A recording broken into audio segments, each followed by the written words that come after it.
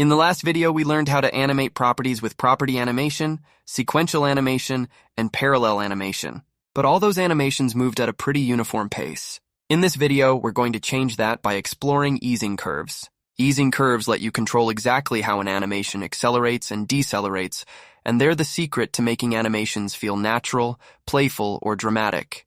Let's take a look.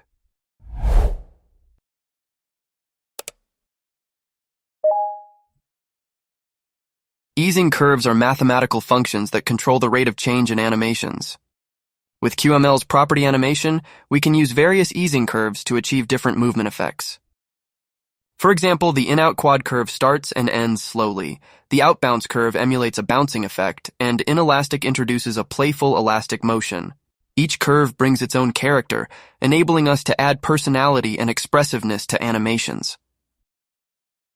We will look at some of these easing curves in action, exploring how they affect the movement of UI elements, and create a setup for you to experiment with easing types. Start with an empty application window. As before, we will create a rectangle element to demonstrate our first easing type, InOutQuad. This easing curve is ideal for a smooth, natural animation, as it accelerates gradually, then decelerates smoothly toward the end. We will give the rectangle an ID of red.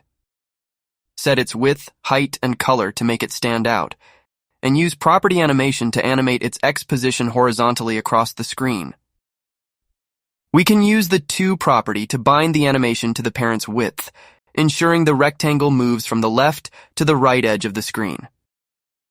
We will make sure the animation runs immediately using the running property. Inside the property animation is where we define the easing type. We set easing.type to easing.InOutQuad, which tells the animation to use the InOutQuad easing curve. This curve creates a smooth, natural movement. Lastly, we will make sure the animation runs infinitely by setting loops to animation, infinite over 1 second. Running this code will move the red rectangle from left to right with a slow start and end, creating a very natural effect. This easing type works well for smooth transitions and can enhance usability by making animations feel fluid and natural. Let's also add a text element to the rectangle to display the easing type.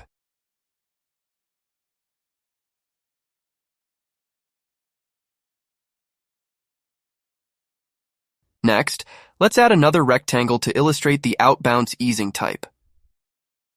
This curve creates a playful bounce effect at the end of the animation, perfect for emphasizing elements or adding a sense of interactivity. We can start by creating a column element to stack the rectangles vertically. Inside the column, add a blue rectangle under the first one and set its animation with OutBounce. We will use the same properties as before, but this time we will set the easing type to easing.outBounce.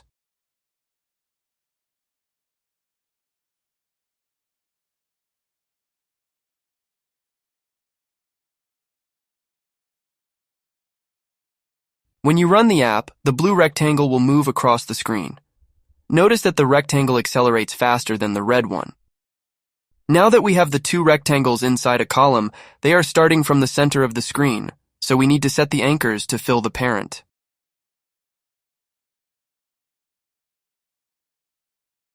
We can also add a text element to the blue rectangle to display the easing type.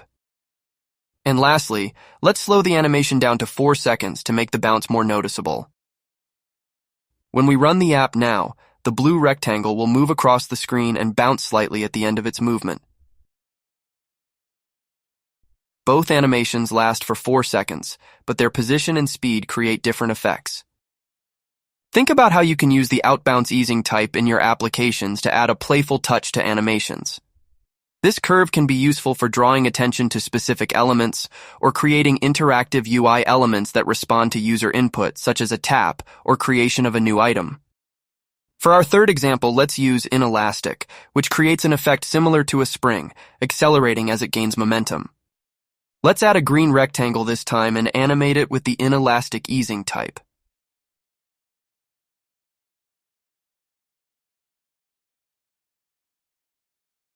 Notice how the green rectangle has some negative X values at the beginning of the animation, So consider how you use this easing type in your applications and the effect it creates. QML provides a wide variety of easing types, from InExpo for exponential growth to InOutCirc for circular easing. Each type has its own distinct effect, so feel free to experiment with other easing types in the project playground we've set up. You might find that certain easing types work better for specific UI interactions, like bouncing elements or creating attention-grabbing animations. To explore more easing types, try changing the easing.type property in each animation and observe the different effects. This experimentation can inspire unique ways to use animations in your applications and enhance the user experience.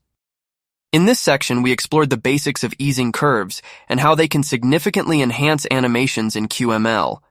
We covered 3 popular easing types: InOutQuad, OutBounce, and InElastic, each bringing a unique effect that adds personality to UI elements. Remember, easing curves help define the movement of animations, making them feel fluid and intuitive. That wraps up our look at easing curves. We explored InOutQuad for smooth natural motion, OutBounce for playful bounce effects, and InElastic for spring-like acceleration. The best way to internalize these is to experiment. Swap out the easing types in the playground project and see how each one feels. In the next video, we'll go deeper into behavior animations, where we'll build an interactive bouncing ball scene that responds to clicks with spring physics.